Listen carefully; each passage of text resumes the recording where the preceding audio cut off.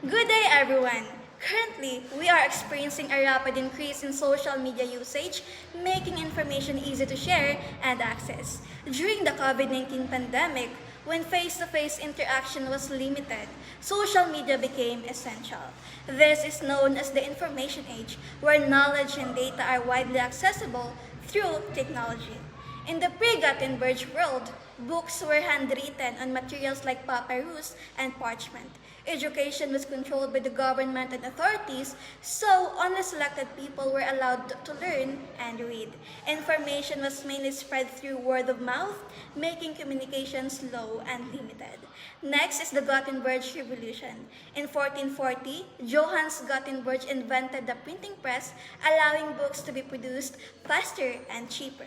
This made knowledge more accessible and helped spread ideas.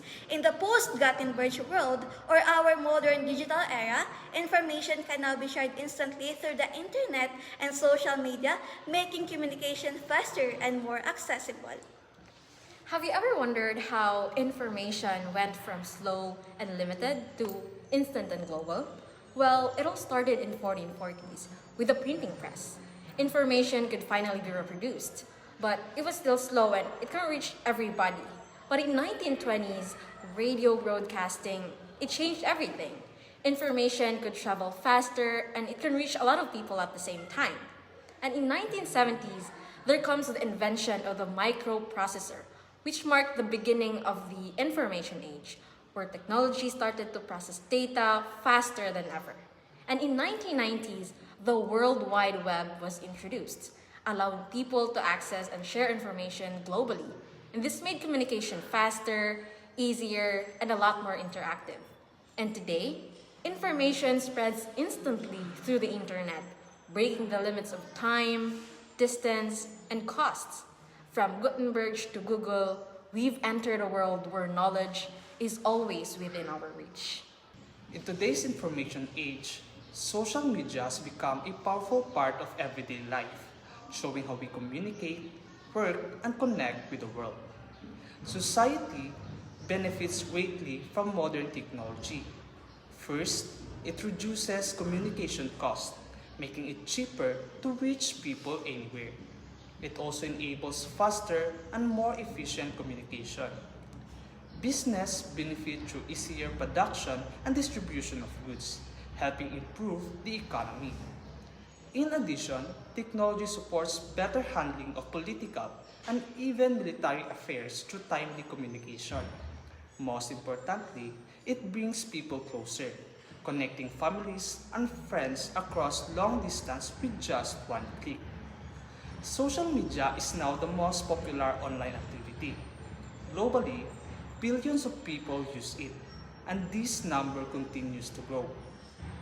In the Philippines, platforms like Facebook, Messenger, and TikTok are among the most widely used, showing how deeply social media is embedded in daily life. According to the recent data, the main reason Filipinos use social media is to keep in touch with friends and family, with over 67% of users saying so. Other top reasons includes filling spare time, finding contents like videos and articles, and staying updated with news. Many also use it to discover trends, get inspiration, watch live streams, and even find products to purchase. Overall, social media plays a vital role in modern society, not just for entertainment, but for communication, information, and connection in an increasingly digital world. In continuation of the topic, how does social media change the world? According to Mark W. Schaefer, social media has transformed society in many ways. It connects people globally, strengthens group interactions, and allows instant sharing of ideas through posts, photos, and even emojis. It also plays an important role in education by supporting both formal and informal learning. Social media has influenced communication, relationships, commerce, and even cultural norms through trends like memes. However, despite its benefits, social media has also negative effects. This includes the spread of misinformations, privacy concerns, and political divisions. It can also lead to cyberbullying, addiction, and distractions that affect academic performance. Additionally, excessive use may cause mental health issues such as stress, anxiety, and low self-esteem. Fundamentally, our digital rights are rooted in the 1987 Constitution, which guarantees the right to privacy of communication, and the Civil Code, which mandates respect for every person's dignity and peace of mind. Beyond these basics, several specific laws regulate our digital space. The Anti-Photo and Video Voyeurism Act criminalizes taking unauthorized photos or videos of private areas or acts. The Data Privacy Act of 2012 legally obligates all institutions to fiercely protect our personal information. The Cybercrime Prevention Act of 2012 tackles specific cyberspace offenses like hacking, cybersex, and online libel. Additionally, the Human Security Act is in place to manage widespread fear and terrorism, which can sometimes intersect with mass digital communication. However, it is vital to remember a landmark Supreme Court ruling. In a 2012 case involving St. Teresa's College, the court ruled against students claiming privacy over provocative Facebook posts. The court famously declared that nothing is ever private in Facebook. Ultimately, while Philippine laws protect our data from malicious use, we must remain accountable for what we choose to share. In today's digital age, the internet is a powerful tool for learning, research, and communication, offering access to vast information anytime and anywhere.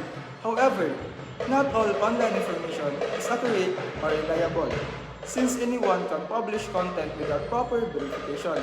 Because of this, it is important to critically evaluate the sources we use. Misinformation and fake news can easily spread if we do not check the credibility of what we read. This is especially important in science, technology, and society, where accurate information is essential for making informed decisions. To evaluate a website effectively, several key factors must be considered. First, identify the purpose of the site, whether it aims to inform, persuade, or promote. Next, examine the author's credentials to determine their expertise and reliability. It is also important to assess whether the content is balanced or biased, and if the information presented is current and up to date. Additionally, check if the topic is covered truly and if the website is recognized or trusted by other credible sources. Ultimately, evaluating websites helps us to avoid false information and improve the quality of our work, making us responsible and critical users of information.